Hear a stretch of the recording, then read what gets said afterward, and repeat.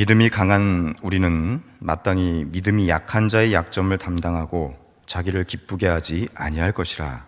우리가 각 사람이 이웃을 기쁘게 하되 선을 이루고 덕을 세우도록 하옵소서. 그리스도께서도 자기를 기쁘게 하지 아니하셨나니 기록된 바 주를 비방하는 자들의 비방이 내게 미쳤나이다 함과 같으니라. 무엇이든지 소선에 기록된 우리를 위하여 대로 또는 성경의 위로로 소망을 가지게 하소서. 이제 인내와 위로의 하나님이 너희로 그리스도 예수를 본받아 서로 뜻이 같게 하여 주사 한 마음과 한 입으로 하나님 곧 우리 주 예수 그리스도로 영광을 돌리게 하려 합니다. 그러므로 그리스도께서 우리를 받아 하나님께 영광을 돌리심과 같이 너희도 서로 받으라.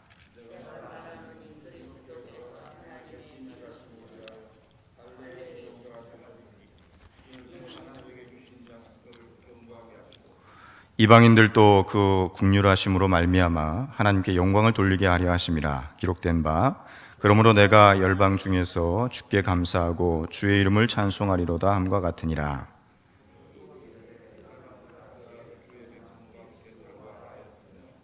또 모든 열방들아 주를 찬양하며 모든 백성들아 그를 찬송하라 하였으며.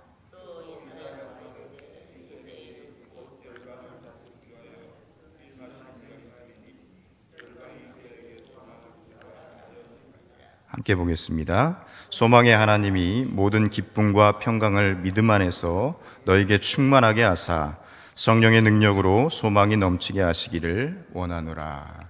아멘. 이 아침에 소망의 하나님이 저 여러분들 마음 가운데 가득가득 채워주기를 소망합니다.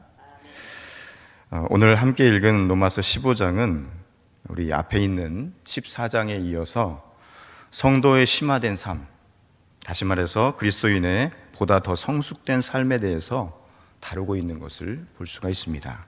1절의 말씀입니다. 믿음이 강한 우리는 마땅히 믿음이 약한 자의 약점을 담당하고 자기를 기쁘게 하지 아니할 것이라. 여러분, 우리는 이 말씀을 강한 믿음의 소유자가, 믿음이 큰 자가 약한 믿음의 소유자의 약점을 담당해야 한다는 권면으로 읽기 쉽습니다. 다시 이야기하면은 강한 믿음의 소유자는 어떤 약점도 없습니다. 그리고 약한 믿음의 소유자는 대단히 문제가 있는 것으로 오해하기 쉽습니다. 그리고 신앙생활의 궁극적인 목표가 어떻게 보면은 강한 믿음으로 여겨지게 될 수도 있다는 것입니다. 여러분, 이런 경우에 강한 믿음을 지니기 위해서 우리가 어떤 노력도 불사해야 할 것 같은 그런 유혹에 빠지게 됩니다. 그러나 믿음이라는 것 자체는 우리의 어떤 노력으로 되는 것이 아닙니다. 성경은 믿음을 하나님의 선물이라고 이야기를 합니다. 우리가 잘 아는 에베소 2장 8절에 보면은요, 너희는 그 은혜를 인하여 믿음으로 말미암아 구원을 받았으니, 무엇으로 구원받습니까? 믿음으로 말미암아 구원을 받았으니 이것은 너희에게 난 것이 아니요 하나님의 선물이라. 우리의 어떤 노력을 가지고 믿음이 생겨나는 것이 아니라 바로 하나님이 우리에게 주시는 은혜로 말미암아 주시는 뭐예요? 하나님의 선물이 믿음이라는 것입니다. 여러분, 그렇습니다. 믿음은 내게서 나오는 것이 아닙니다. 나의 소유도 아닙니다. 그렇기 때문에 나는 믿음이 좋다, 결코 자랑할 것이 아닙니다. 오늘 성경은 강한 믿음의 믿음이 최고라고 말하지 않습니다. 저와 여러분이 선물로 받은 믿음을 통해서 과연 성도가 어떻게 살아야 할 것인가? 믿음으로 살아가는 그리스도인이 무엇을 해야 될 것인가에 대해서 사도 바울은 이야기하고 있습니다.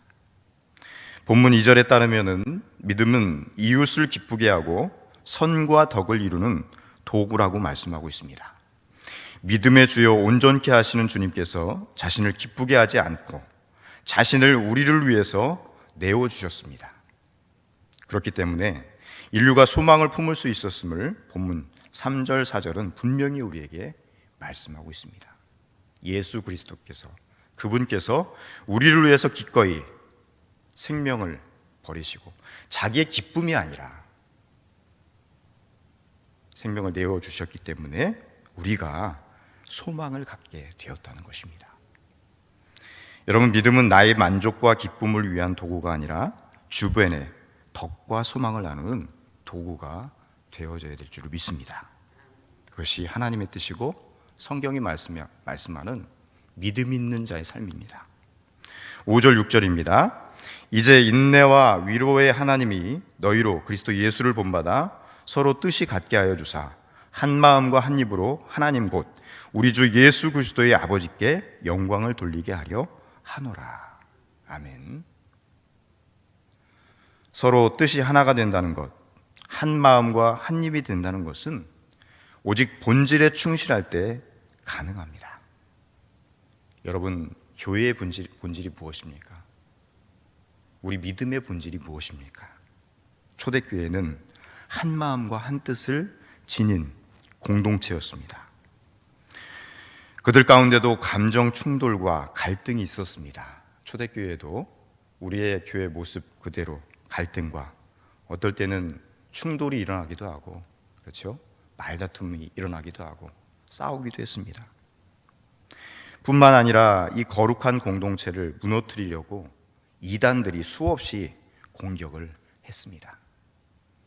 당연히 신학적인 논쟁도 있었습니다.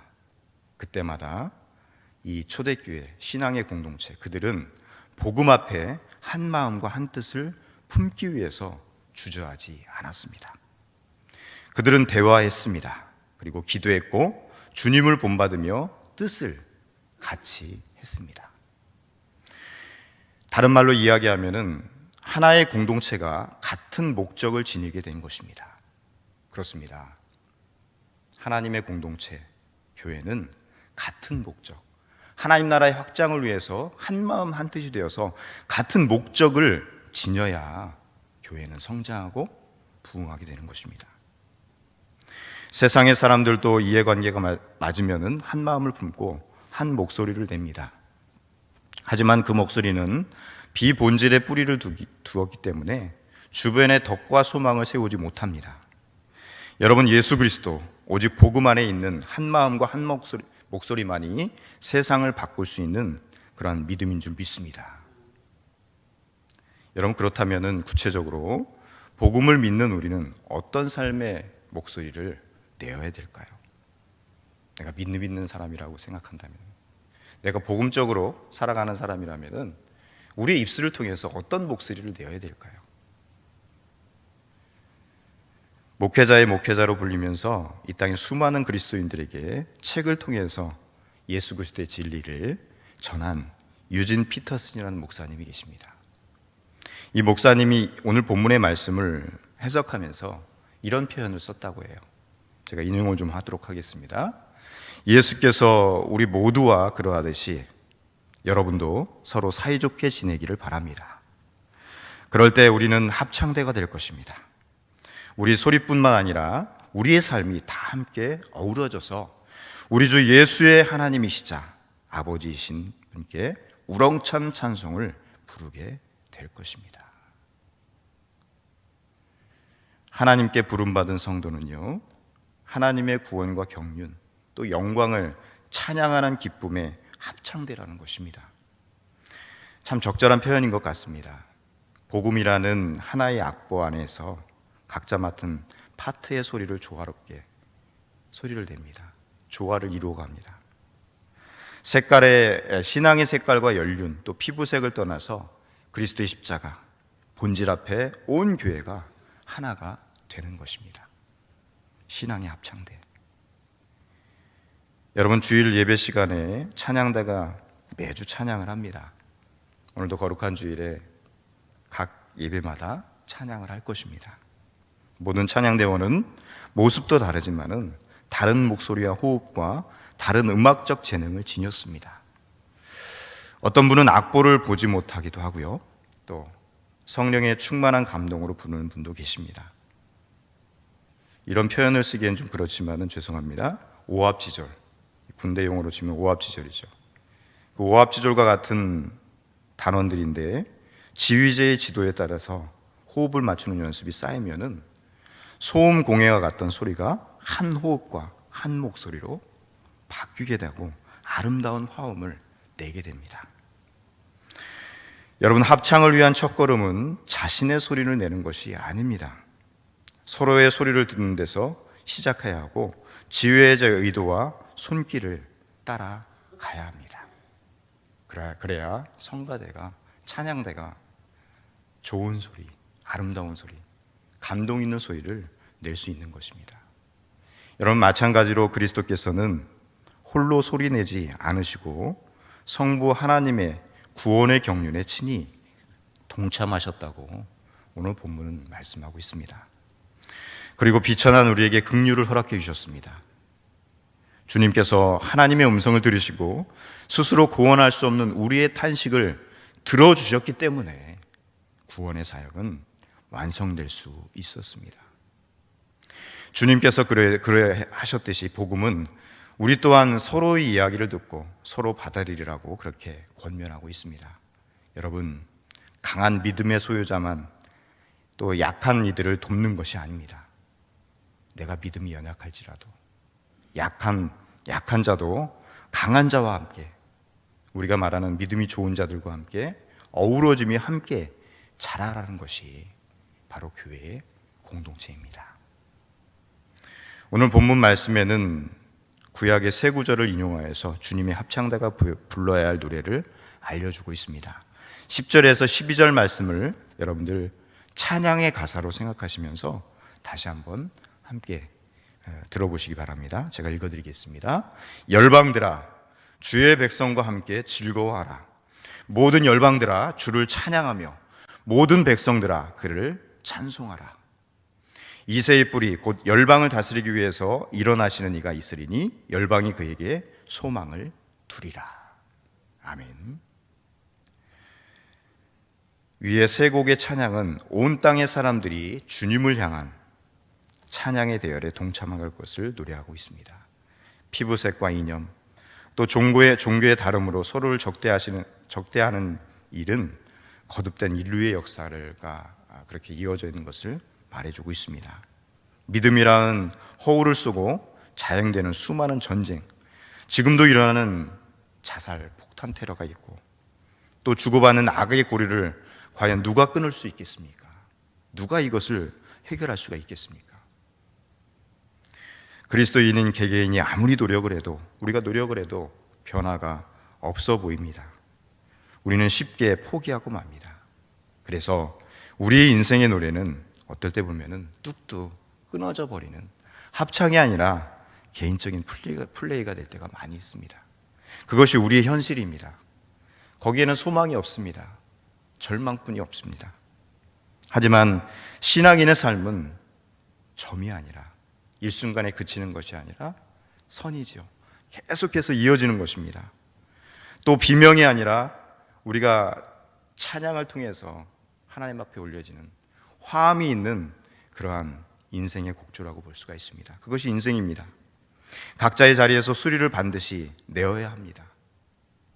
비록 나의 목소리가 세상에 파묻히고 세상이 주목해주지 않더라도 우리의 지휘자, 바로 우리 안에서 역사하시는, 우리의 공동체 안에서 역사하시는 성령님께서 개개인의 삶의 노래를 엮어주시고 가장 웅장하고 아름다운 교향곡으로 바꿔주실 줄 믿습니다.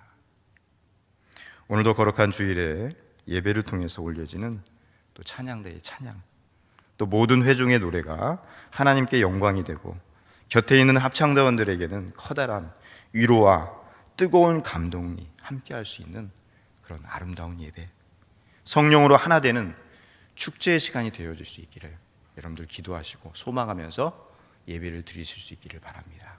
그래서 하나님께서 우리 양일교 공동체 안에서 새롭게 역사를 써내려가고 또 우리의 삶을 통해서 같이 어우러지고 내가 믿음이 좋다고 그래서 자랑할 것이 아니라 믿음이 약한 자를 붙들어주고 또 믿음이 약한 자들은 절망할 것이 아니라 믿음이 강한 자들과 함께 이 공동체를 아름답게 이뤄나갈 수 있는 우리 하나님께 모든 성도들 되실 수 있기를 주님으로 축원합니다. 기도하겠습니다.